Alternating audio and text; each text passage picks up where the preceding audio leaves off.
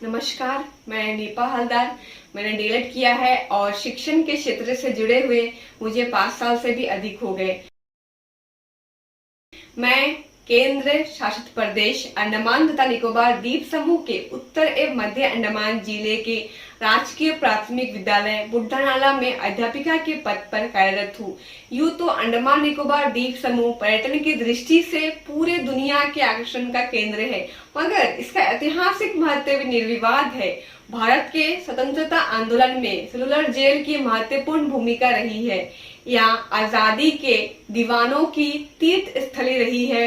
इसे भारत के स्मारकों में गिना जाता है। जहाँ तक मेरे जिले का सवाल है, यहाँ भी पर्यटन और इतिहास की दृष्टि से महत्वपूर्ण है।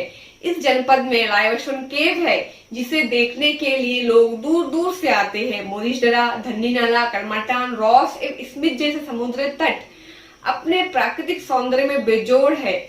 यहाँ जापानी शासन के दौरान बने हुए बंकर यहाँ के ऐतिहासिक महत्व के सूचक है। मेरे जिले में विभिन्न भाषा और संस्कृति के लोग निवास करते हैं। इसमें जारवा, क्रेन, बंगाली, तमिल, तेलुगु, मलयालम, झारखंड एवं निकोबारी समुदाय के लोग हैं। यदि आपको लघु भारत यानी मिनी इंडिया देखना हो तो इससे अच्छी जगह आपको नहीं मिलेगी। स्कूल की स्थापना 1991 में हुई। यहाँ एक छोटे से दूरदराज के गांव में स्थित है। यहाँ मुख्य सड़क से लगभग 2 किलोमीटर जंगल के भीतर है, जहाँ जाने के लिए सड़क भी नहीं है। मोबाइल और इंटरनेट की सेवा भी बिल्कुल खस्ता हाल है। यहाँ झारखंड से आकर बसे लोगों की संख्या अधिक है। ये मेहनत मजदूरी करके जीवन यापन करने वाले लोग हैं। इन्हीं के बच्चे इस विद्यालय में आते हैं। इस समय विद्यार्थियों की संख्या 15 है। विद्यार्थियों में सीखने की एक ललक है। उनकी आंखों में एक नई दुनिया का सपना है।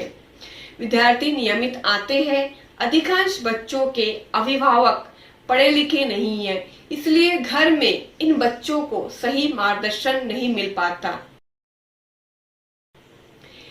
मेरी समस्या यह है कि जब मैं हिंदी की कक्षा लेती हूँ, ऐसी कुछ कहानियां होती है जिसे बच्चे ठीक से याद नहीं रख पाते। जब मैंने ZIIEI का प्रशिक्षण ग्रहण किया तो मुझे बहुत सारे नवाचारों का ज्ञान हुआ, जो कि बिल्कुल मुफ्त और आसानी से किया जा सकता है। क्योंकि सरकारी स्कूलों में संसाधनों की कमी होती है, तो मैं यह कह सकती हूँ कि ZIIEI से मुझे अत्यंत लाभ हुआ है।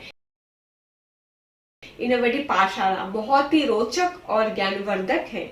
यहाँ टीचर को स्टूडेंट फ्रेंडली और स्टूडेंट को टीचर फ्रेंडली बनने में मदद की है।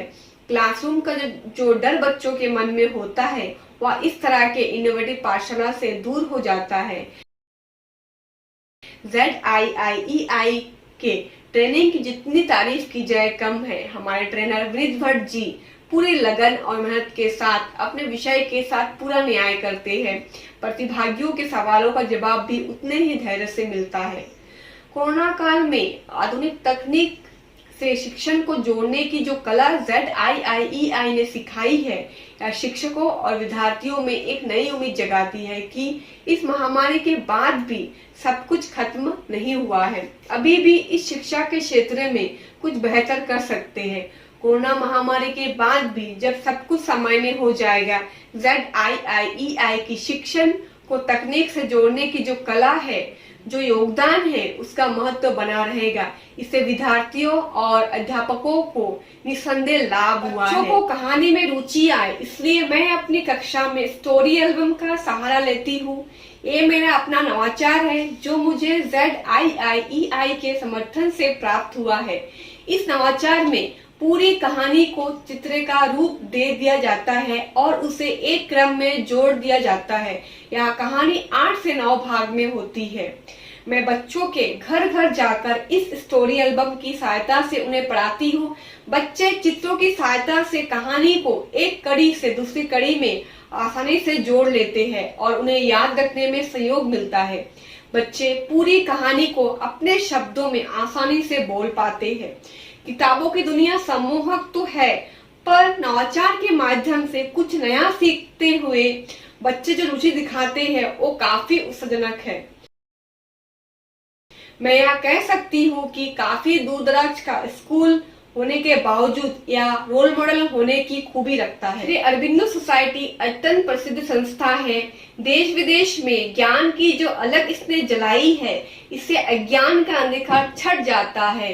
इस ज्ञानदायिनी संस्था से हमें भी बहुत कुछ प्राप्त हुआ, हम भी इसके सहभागी बने। मैं स्वयं और अपने विद्यार्थियों पूरे स्कूल की तरफ से श्री अरबिंदो सोसाइटी को धन्यवाद देती हूँ और साथ ही यह निवेदन भी करती हूँ कि भविष्य में भी असतो मा सद्गमया तमसो मा ज्योतिर्गमया की इस यात्रा में भागीदार बनने का अवसर प्रदान करे। बहुत बहुत धन्यवाद।